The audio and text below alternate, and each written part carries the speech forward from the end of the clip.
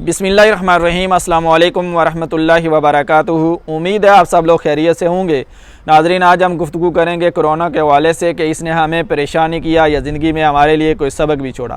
کیونکہ اس بات پر ہمارا ایمان ہے کہ قدرت کے ہر کام کے پیچھے ایک راز پوشیدہ ہوتا ہے، اور اس راز اور حکمت کو اللہ کے کچھ بندے پا بھی لیتے ہیں۔ شاید اقبال نے ایسے ہی لوگوں کے بارے میں کہا تھا کہ خدا اگر تجھ کو فطرت شناس دے تو گل و لالہ سے کلام پیدا کر۔ یہ واقعہ جو ابھی ہم آپ کو سنانے جا رہے ہیں، یہ ہمارے ایک دوست نے ہمیں سنایا ہے، اور یقیناً میری اور آپ کی زندگی میں بھی آئے روز اس طرح کے بے شمار واقعات رونما ہوتے ہوں گے۔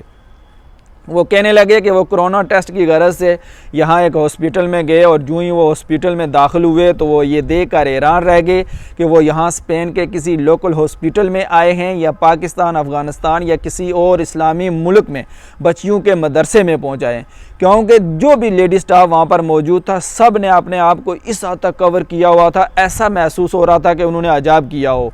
ایک سفید کوٹ جو ڈاکٹر عموماً پہنتے ہیں وہ انہوں نے پہنا ہوا تھا، اس کے اوپر ایک اور بڑا کور جو ان کے گھٹنوں سے بھی نیچے جا رہا تھا، ہاتھوں کے اوپر گلوز تھے، سر کے اوپر ٹوپی اور ٹوپی ماتھے تک آ رہی تھی، ماسک پہنا ہوا تھا، ماسک کے اوپر ایک اور شیٹ جس سے ان کا چہرہ ڈھانپا ہوا تھا،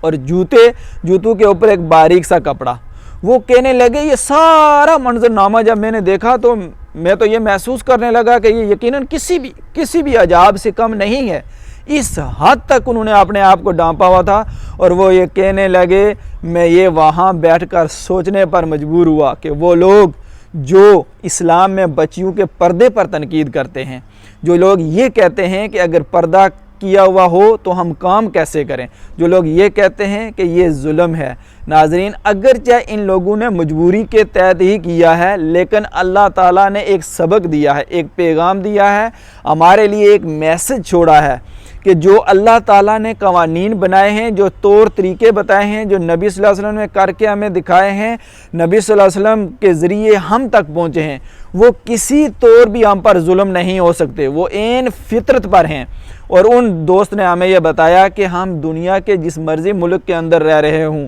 ہم اسلام کے نمائندے ہیں، اسلام کے سفیر ہیں، اس لیے اسلام ہمیں یہ کہتا ہے کہ ہم پورے کے پورے اسلام میں داخل ہو جائیں، تو ہمیں من و عن اسلام کے ان سارے قوانین کو قبول کرنا ہوگا، کیونکہ اسلام نے جتنے قوانین ہم کو دیے ہیں وہ فطرت کے عین مطابق ہیں۔ اگر ہم کرونا وبا سے بچنے کے لیے، کسی مرض سے بچنے کے لیے، کسی فرد یا ادارے سے بچنے کے لیے اگر مجبوری کے تحت کوئی کام کر سکتے ہیں، تو جو قدرت نے ہمارے لیے قانون بنائے ہیں، جس نے ہمیں پیدا کیا ہے، جس نے ہمیں یہ جسم دیا ہے، یہ سارے اعزاز دیے ہیں، اس کے بتائے ہوئے قوانین کے مطابق ہم ایسا کام کیوں نہیں کر سکتے؟